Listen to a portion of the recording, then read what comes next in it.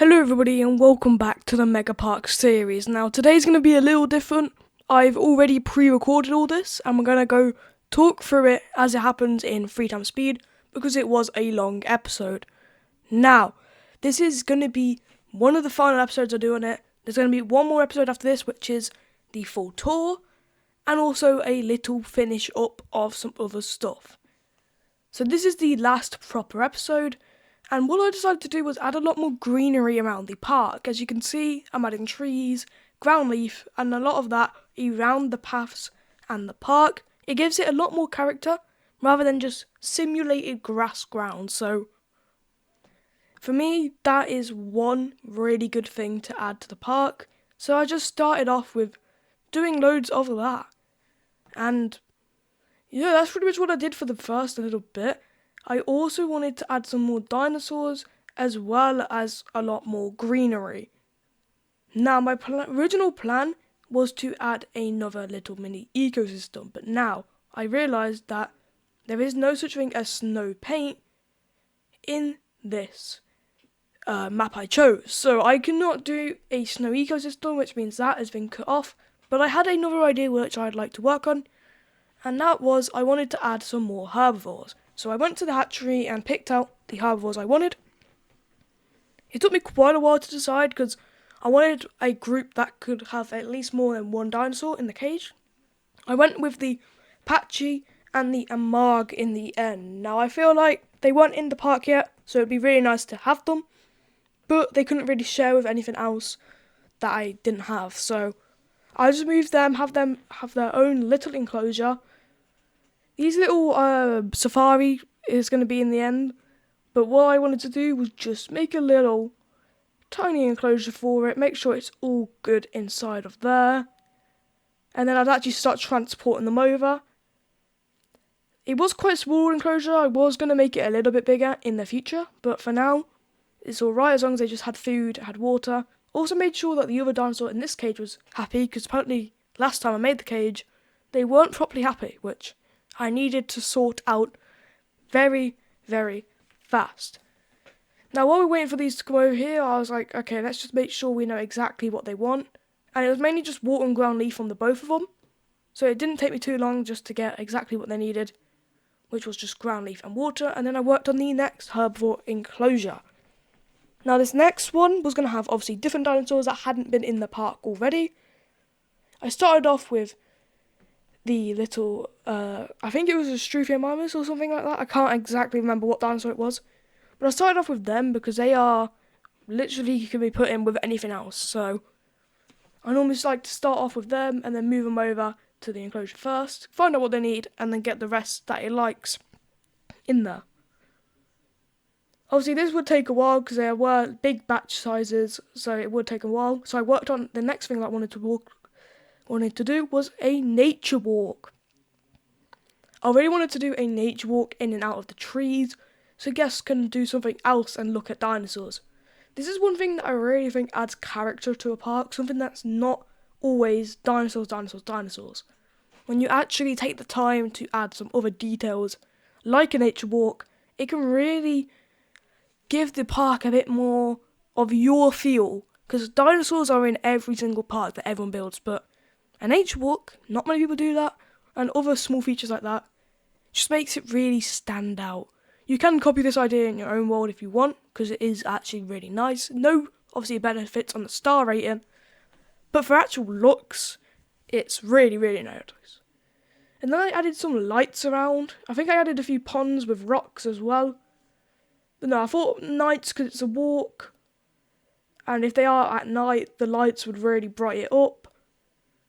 And it just made it know that it was a path and not just look like dirt. That's why I did choose that colour though, was because it's like a dirt path. Like on nature walks you get dirt paths, so I thought I chose that. And I put a Brachiosaurus at the entrance as well, because that best suited what I was trying to go for. So I made sure that that was at the entrance, and then made another little mini pond and started darting around some rocks. The rocks really pull together the whole piece, I think. The rocks are a really nice thing to add in any of your builds, in any part of your park. I love to add the rocks. And I was quite happy with that nature bit. And then I found out that one of my dinosaurs sadly died from starvation. It did have food in its enclosure, but it just, for some reason, wasn't hunting. I couldn't really do anything about that. But it had one trick up its sleeve for me letting it die, and it actually caused my game to freeze, as you would see in a second.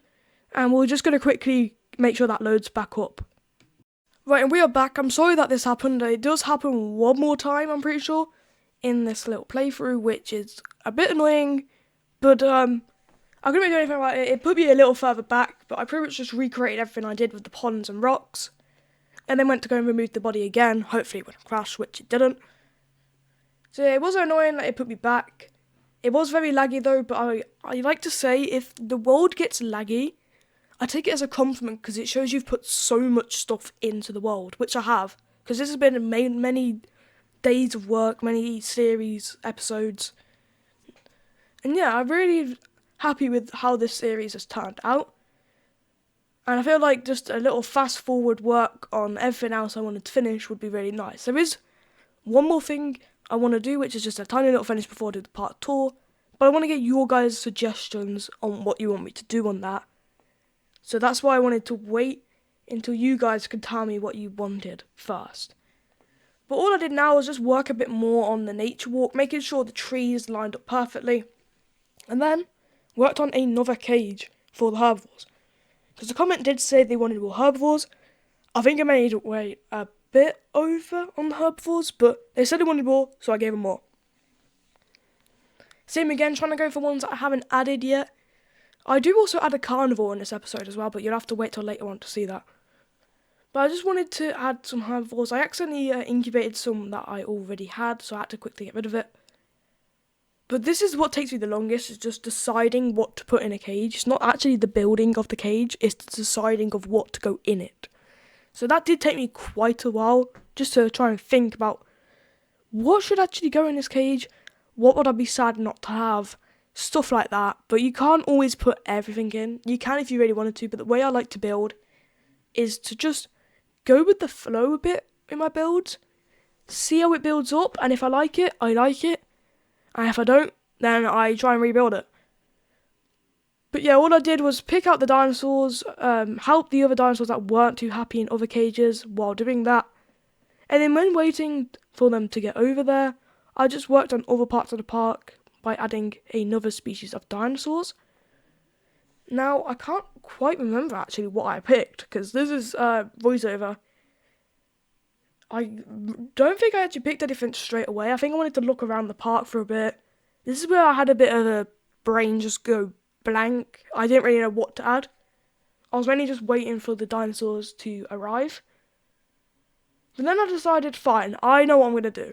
I wanted to add a mountain range area to the park. Now, the mountain range area would be a mountain walk leading to a mountain enclosure, which would eventually have the carnivore that I was talking about, which you'll have to wait a little longer to see.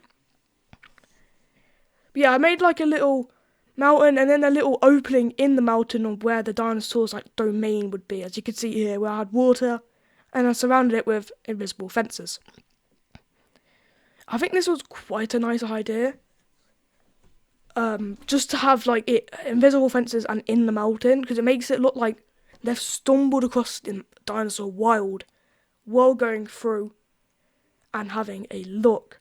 Now we are about to experience one more crash, so I'm going to quickly just pause it and reload up. And there we are, we're back. It just put us back just before I placed the invisible fence and the path, sadly. But that wasn't too hard to get back. It is really annoying with the crashes, but it's like I said, it shows the amount of stuff you've actually put into the world, which is the upside. Now, when remaking the path, I did make a little bit of a mistake. When I went looking over the mountain again, I wanted to just quickly add the forest, but the way I laid out the path, I didn't really like it, so I went back and fixed it after. I was like, wait, no, this isn't right. Quickly redo it all, because I want it to look nice, this little nature walk.